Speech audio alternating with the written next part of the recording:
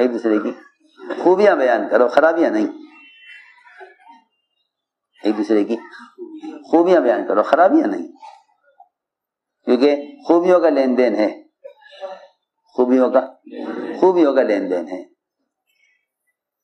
تو جب خرابیاں بیان کی جاتی ہیں تو نفرتیں پیدا ہوتی ہیں.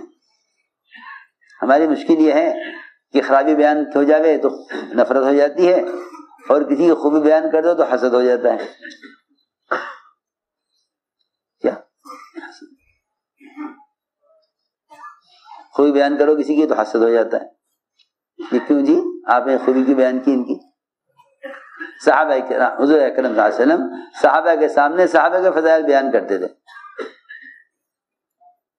تو وہ فضائل سن کر ان کے ساتھ رہنا پسند کرتے تھے کہ بھئی یہ اس کا یہ درجہ ہے، چلو اس کے ساتھ رہو، اس کو یہ موقع ملا ہے، چلو اس کے ساتھ چلو. عجیب بات ہی ہے کہ جس کو بھی آگے بڑھتا دیکھتے تھے، دعوت میں یا عبادت میں، دو چیزیں، دعوت میں یا عبادت میں، جسے آگے بڑھتا ہوا دیکھتے تھے اس کے ساتھ ہو لیا کرتے تھے. کیونکہ میرے دوستو عزیزو، کام لینا صرف اللہ کا کام ہے. جس طرح ایک کمپنی کا مالک اپنے ملازمین سے اپنی چاہت کے مطابق کام لیتا ہے، کوئی ملازم ہی نہیں کہہ سکتا فلاں سے یہ کام کیوں لیا مالک نے، کیوں بھائی ہے گنجائش.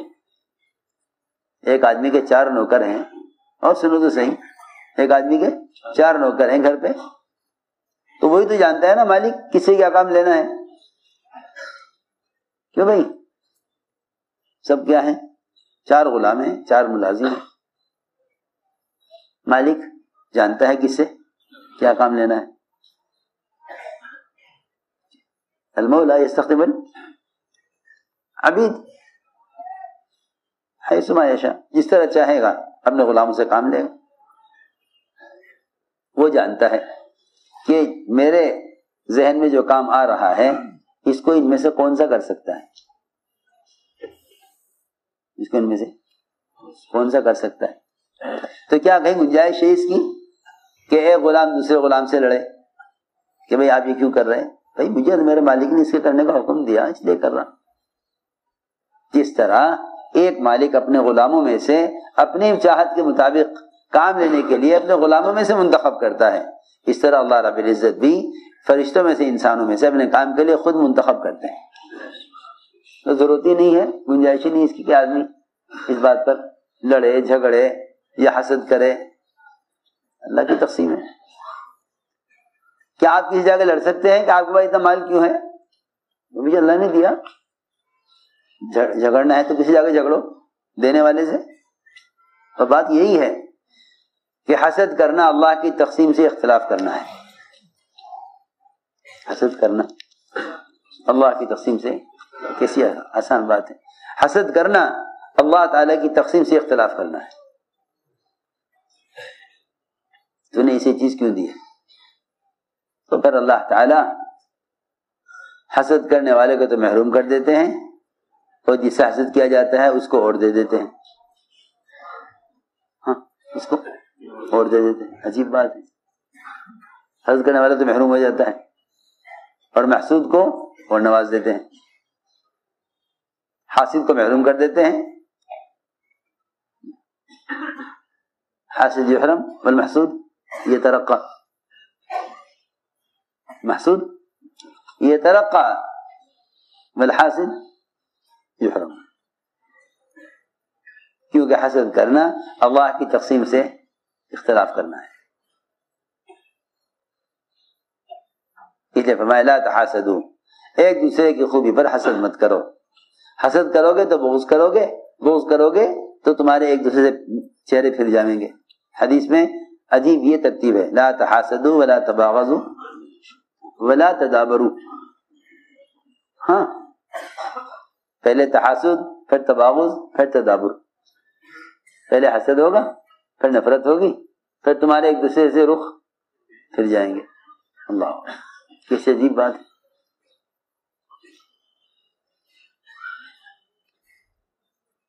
اس لیے صحابہ کا مزاج یہ تھا کہ جس کو جو چیز مل گئی وہ اس کام کو حق ادا کیا کرتا تھا، اور جن کو وہ کام نہیں ملا وہ ان کا تعاون کرتے تھے کہ چلو بھائی ان کی مدد کرو، اللہ ان سے کام لے رہا۔ آپ نے جب فرمایا یمنی تلوار کون لے گا، حضرت عمر کھڑے ہوئے۔ فرمایا یمنی تلوار کون لے گا، حضرت زبیر کھڑے ہوئے، دونوں کو انکار کر دیا۔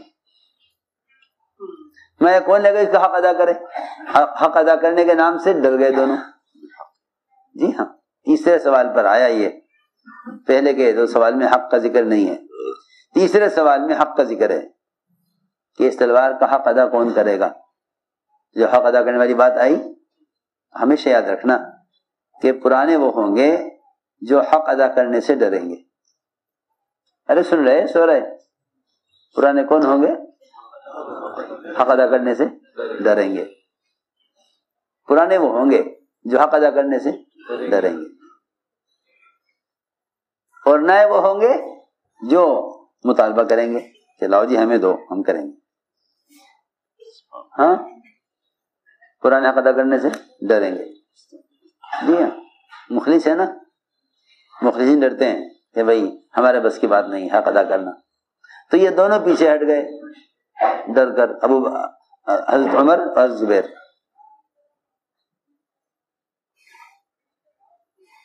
جب فرمایا تیسری مرتبہ اس تلوار کو کون لگا جو اس کا حق ادا کرے، تو ابو دجانہ نے کہا کہ فرمائیے اس کا کیا حق ہے، اس کا حق تو بتائیے کیا ہے،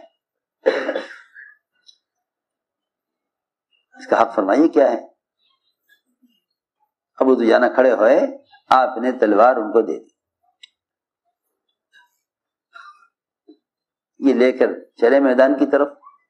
حضرت زبیر رضی اللہ تعالی عنہ حالانکہ پہلے کھڑے ہوئے تھے، مگر اس بات پر ناراض نہیں ہو گئے کہ بھئی جب آپ ان سے کام لے رہے ہیں اور ہمیں نہیں دے رہے ہیں تو پھر ہم نہیں کرتے کام، نہیں، پیچھے نہیں ہٹے، بلکہ روایت میں ہے کہ زبیر رضی اللہ تعالی عنہ ابو دجانہ کے ساتھ ساتھ میدان میں نکل گئے، چلو دیکھو اس کے کام کو، چلو اس کے کام کو دیکھو، اور دیکھ کر کہنے لگے بھئی اللہ جانے، اللہ کا رسول جانے کس سے کیا کام لینا ہے۔ تو بات یہ اصل یہ ہے کہ کام کی تقسیم تو اللہ کی طرف سے ہوتی ہے، کام کی تقسیم اللہ کی طرف سے، مال کی تقسیم اللہ کی طرف سے، علم کی تقسیم اللہ کی طرف سے، اس طرح کام کی تقسیم یہ آسان بات ہے۔ ایک دوسرے کی کام میں تعاون کرو، اس تعاون میں حسد رکاوٹ بنتا ہے، اس تعاون میں حسد۔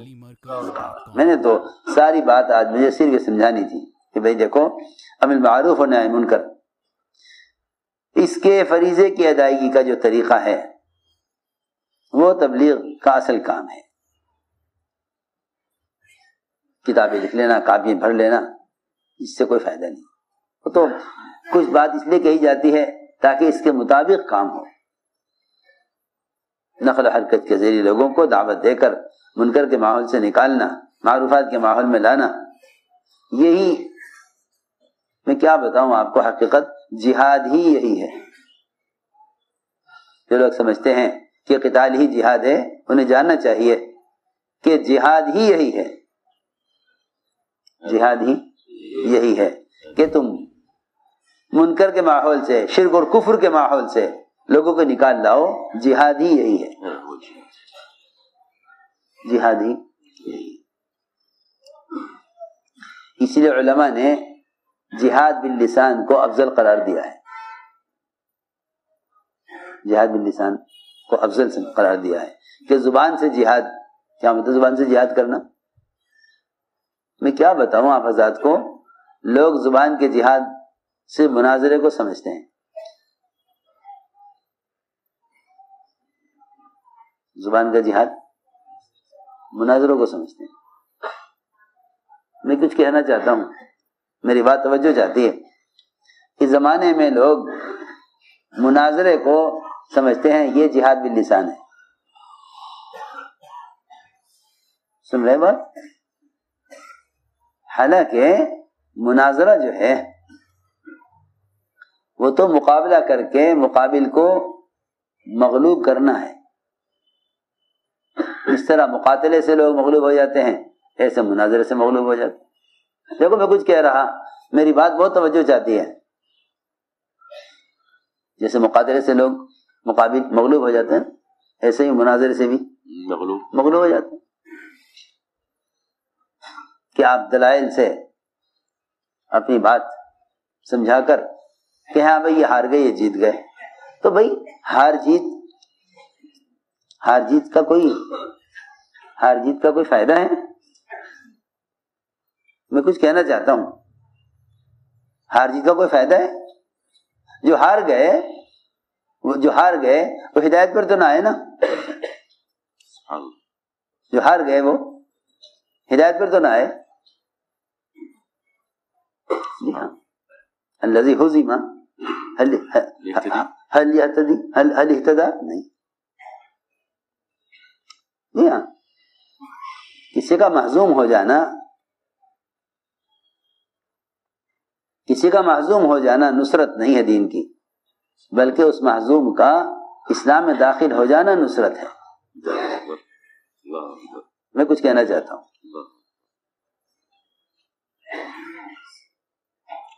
جس کو ہزیمت ہو گئی, آپ کو غلبہ حاصل ہو گیا, آپ دلائل میں غالب آ گئے, کیا ہو گیا؟ اتنا ہی تو ہوا کہ آپ نے مقابل کو لاجواب کر دیا. میری بات سمجھ میں آ رہی؟ نہیں بھائی, میری بات توجہ چاہتی ہے بہت. آپ نے مقابل کو لاجواب کر دیا. کیا آپ نے مقابل کو لاجواب کر دیا تو کیا اس کو جہنم سے بچا لیا؟